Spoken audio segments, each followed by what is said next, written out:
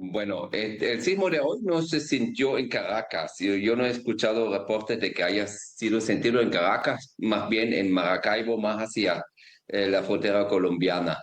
El sismo de hoy fue un terremoto de subducción de la placa de Nazca debajo de Sudamérica, en la costa, o cercana a la costa colombiana del Pacífico, a profundidad de 110 kilómetros, por lo cual ahí sí hubo bastantes daños y derrumbes de edificios, pero mucho menos del sismo de parecida magnitud que lo sufrimos el 24 de junio en las costas de La Guaira.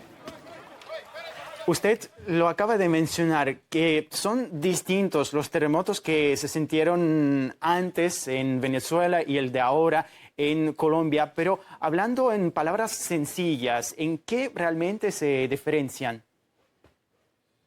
Son muy distintos. Nos acuerda de una situación que vivimos en el 2010, donde tuvimos un terremoto muy destructor de magnitud 7 en Haití, con más de 200.000 muertos, y un mes después un terremoto de subducción de magnitud 8.8 en Chile, con unos 700 muertos, la mayoría por tsunami, porque son características muy diferentes de ese tipo de terremotos.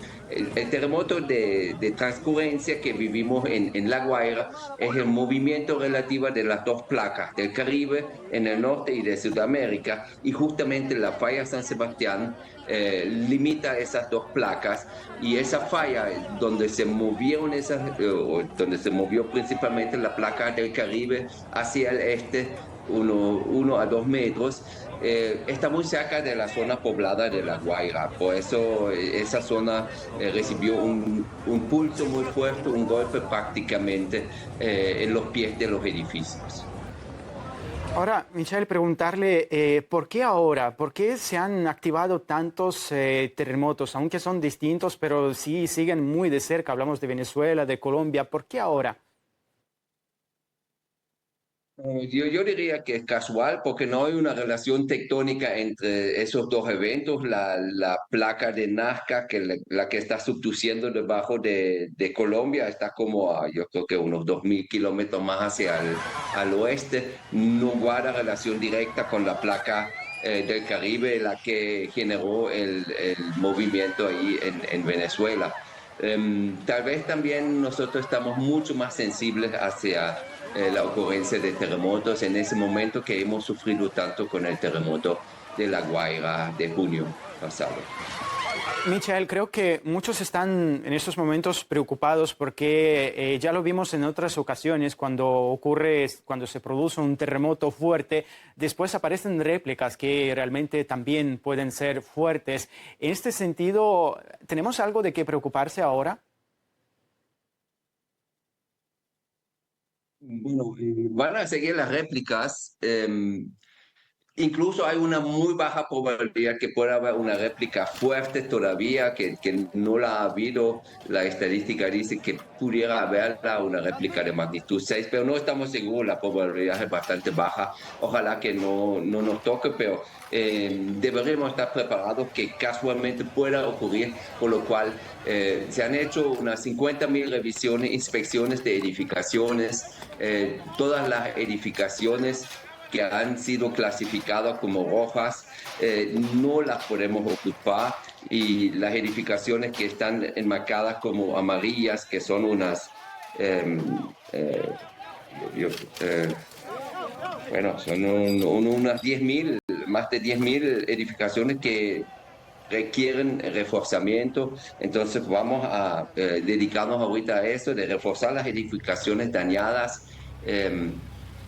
eh, y bueno, en las otras edificaciones que están como verdes, hacer las reparaciones que toca, y estar atento en el futuro. Para las nuevas construcciones, yo quisiera tener un estudio detallado del subsuelo, porque vimos en ese terremoto que las condiciones del subsuelo, el espesor de los sedimentos, jugó un rol importante en la ocurrencia de los daños. Entonces vamos a estudiar en detalle el subsuelo en La Guaira y vamos a dar las indicaciones para la reconstrucción adecuada. Michelle, usted acaba de mencionar un tema muy interesante, que ustedes van a intentar reforzar los edificios frente a posibles consecuencias de otros terremotos. ¿Cómo realmente se hace? ¿Es posible prepararse para un terremoto? Sí, lo que pasa es que cuando reforzamos un edificio debemos aplicar la normativa actual.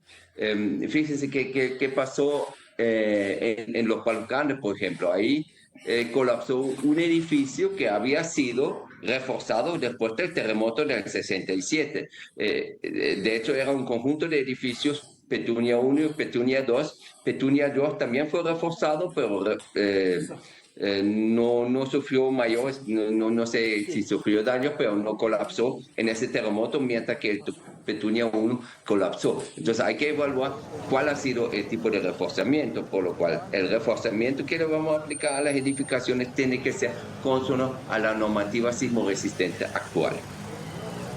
Michelle, le agradecemos su participación con nosotros en directo.